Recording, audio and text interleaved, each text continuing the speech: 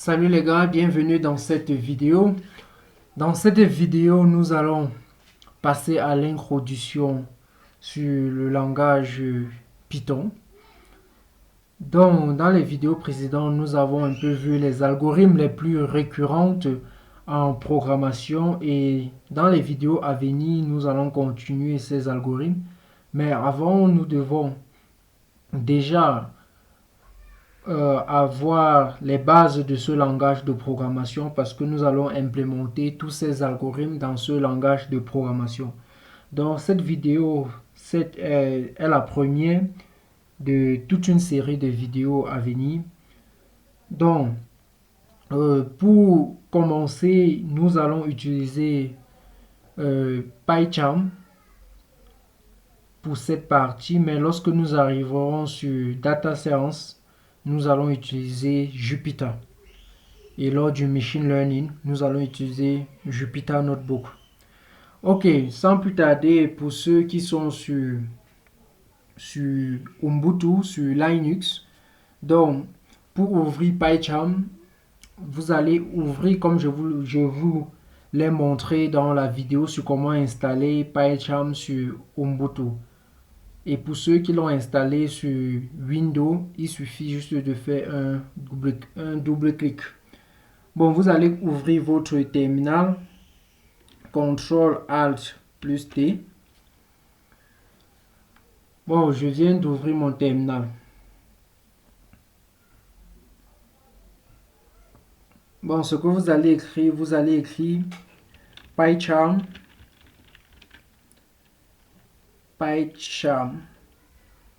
Je crois que j'ai omis un R. PyCharm-community.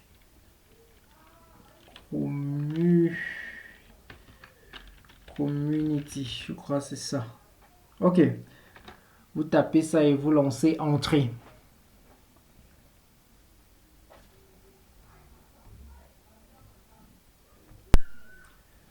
Donc, lorsque vous avez tapé ça, vous lancez. Lorsque vous avez écrit PyCharm-community, vous tapez Entrée. Ça va lancer le PyCharm.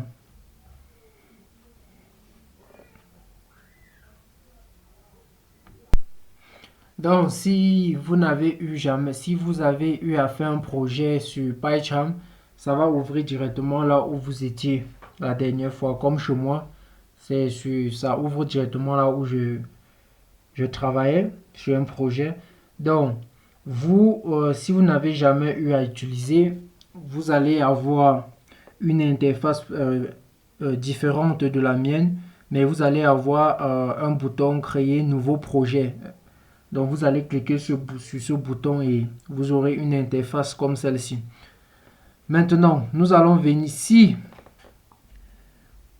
ici est vide chez vous, vous cliquez là et vous choisissez lorsque vous allez cliquer ici, vous partez sur éditer la configuration. Donc vous venez ici sur Python Interpreter, vous allez choisir, vous cliquez sur cette petite flèche ici en bas, vous choisissez le Python qui est dans votre machine que nous avons installé. Je vous ai montré comment installer ça, donc vous choisissez le Python que vous voulez.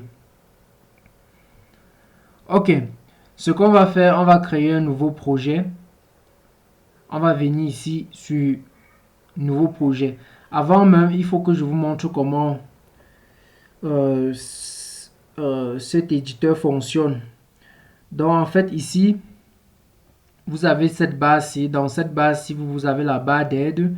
Vous avez ce bouton pour compiler, pour interpréter vos codes. Ici, c'est pour créer un fichier, enregistrer tout ça. Donc, avec le temps, vous allez connaître tous ces boutons.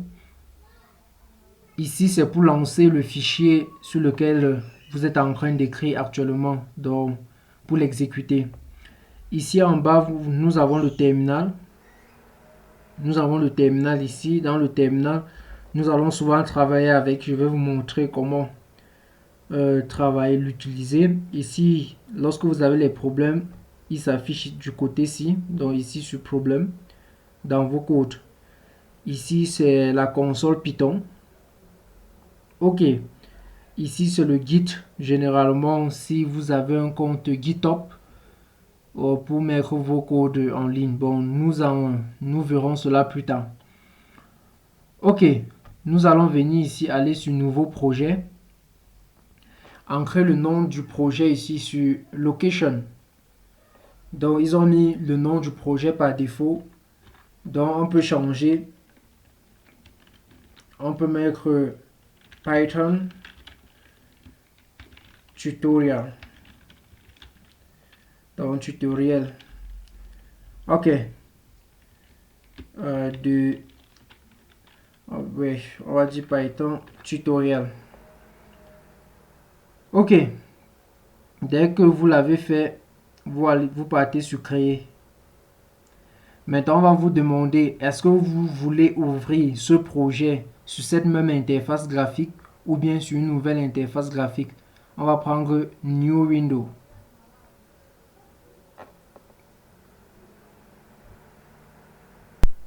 OK, dès que nous avons cliqué sur New Window, ça nous ouvre une interface comme celle-ci avec main. Avec main.py dans le fichier principal. Donc nous allons venir ici. Nous allons venir ici là. Nous allons dire Save As. Maintenant, on ne va pas mettre main, mais nous allons dire hello. Hello. OK. Nous avons notre fichier hello. Vous allez le voir ici. Voilà notre fichier hello. Donc, je vais nettoyer tout ceci. CTRL A. Donc, CTRL A. J'efface. OK. Nous allons commencer par voir les variables de ce langage. En fait, Python, c'est un langage orienté objet, plus utilisé dans le machine learning, l'intelligence artificielle, et aussi dans le développement web. OK. Nous allons commencer à voir les variables. Si vous avez déjà eu à étudier d'autres langages tels que le C++ ou le Java, vous allez voir que ce langage de programmation est très simple par rapport à cela. Par exemple, nous allons voir au niveau des variables. Par exemple, si je dis, je prends une variable A, je dis égale à 23. Ouais, cette variable A est égale à 23. Par exemple, 23, nous connaissons que 23 est un nombre entier. Mais nous n'avons pas dit à Python que c'est un nombre entier, mais Python le reconnaît que c'est un nombre entier. Vérifions si Python le reconnaît. Par exemple, si nous disons, nous allons utiliser la fonction print. Print veut dire afficher. Donc ça veut dire juste afficher. Nous allons dire print. On va dire type. Type, c'est le type. Donc on veut avoir le type par exemple de A. C'est quel type de variable? Donc nous voulons savoir A, c'est quel type de variable? Par exemple, ici, nous n'avons pas précisé si c'est un réel ou bien une chaîne de caractères. Mais Python reconnaît ça. C'est pour ça qu'on va dire que Python est dynamiquement typé. Vous voyez? Donc, sinon, on exécute ce code. J'ouvre le terminal ici parce que ça va s'exécuter ici. Bon, je vais venir ici, je vais faire un clic là pour vous montrer. Et je fais un clic droit et je passe sur Run. Voilà. Donc,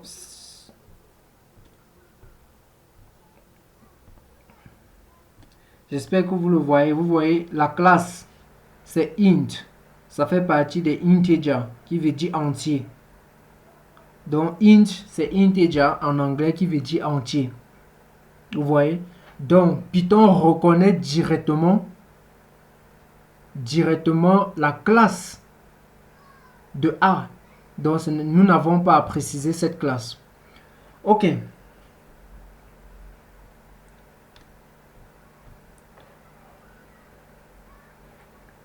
Maintenant, si nous prenons B égale peut-être à 4,45 et ici le virgule c'est le point. Donc en anglais le virgule c'est la virgule c'est le point, autant pour moi. OK. Maintenant, si nous voulons voir le type de cette variable, en fait 4,45 c'est un nombre flottant. Donc Python reconnaît directement que c'est un nombre flottant. Si on veut vérifier, on va faire print. Donc je vous ai dit print c'est pour afficher. Donc vous retenez déjà cela. Print c'est pour afficher. Et type c'est pour connaître la classe de la variable, le type de la variable en fait, où il appartient. Donc lorsque je vais dire print type, on va mettre B. Maintenant, on va exécuter le code. On voit que B appartient à la classe des float number, les nombres flottants avec virgule. Donc dès que vous écrivez un nombre point quelque chose, ça appartient déjà à cette classe. Maintenant, on va encore voir un autre type de variable. On va dire par exemple C égale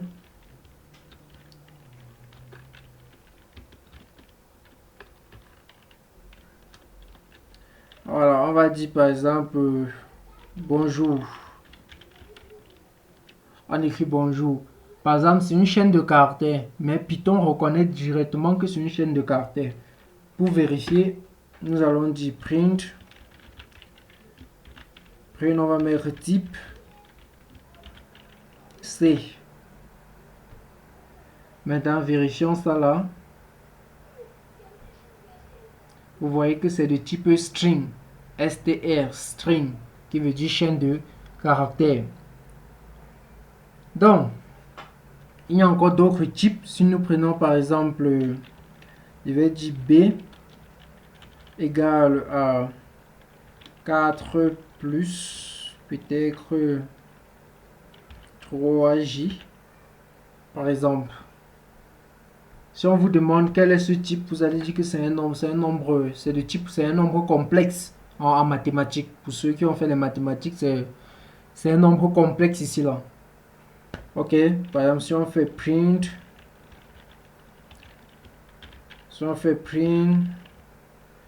type,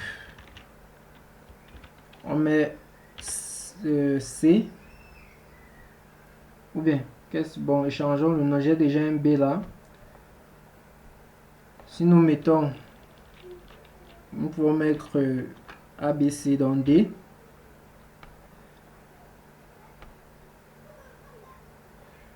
Ok.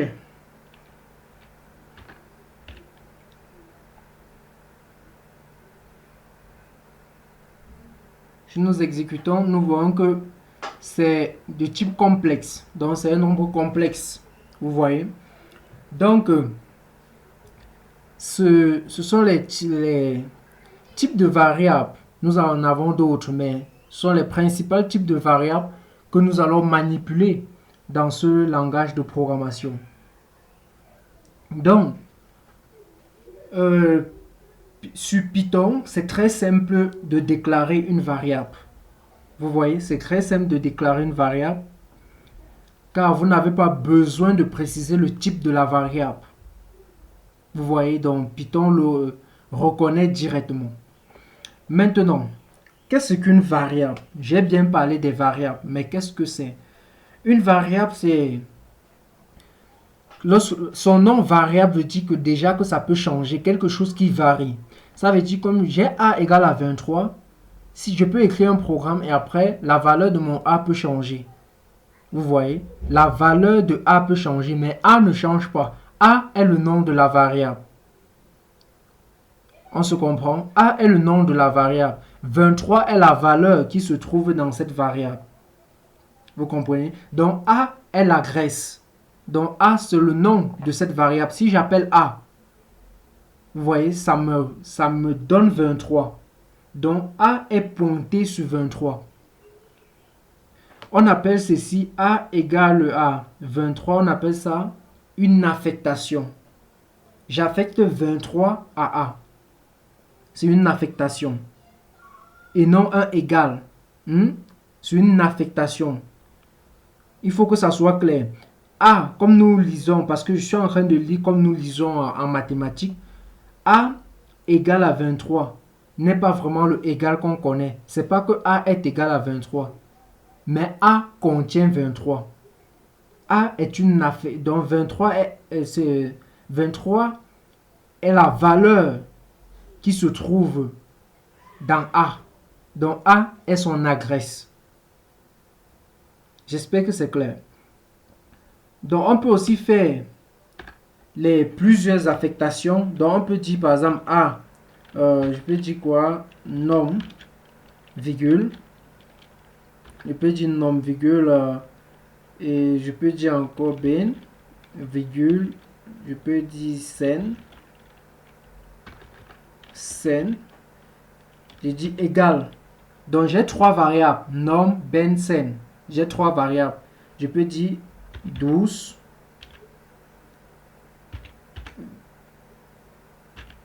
$4,98. Vous voyez, ici, j'ai nom, ben, scène. Ici, nom est égal à 12. Ben est égal à 23. Scène est égal à 4,98. Donc, c'est un peu en grosso modo ce que c'est qu'une variable. Maintenant, une variable, on peut la supprimer. Vous voyez, on peut supprimer une variable. Si je fais par exemple, si je viens par ici, par exemple, je fais deal par exemple, j'écris deal par exemple de A. Ça veut dire que deal veut dire supprime A. Vous voyez, deal vient de delete, qui veut dire supprimer. Deal veut dire supprime A. Maintenant, si je dis print, si je viens, je dis print, je mets A. Normalement, on doit avoir une erreur. Parce que je viens de supprimer cette variable. Vous voyez? Donc, normalement, on doit avoir une erreur. Parce que j'ai supprimé cette variable. Donc, exécutons notre code. Vous voyez, nous avons une erreur. Vous voyez, parce qu'on dit name error. Je ne sais pas si vous voyez ça. J'ai une erreur. Name error. Name A is not defined. Ça veut dire que dès que je la supprime et que j'essaye de l'afficher, Python me dit hey, attention, tu veux afficher quelque chose que tu n'as pas défini parce que je l'ai déjà supprimé. Vous voyez, donc deal, lorsque j'utilise deal, c'est pour supprimer.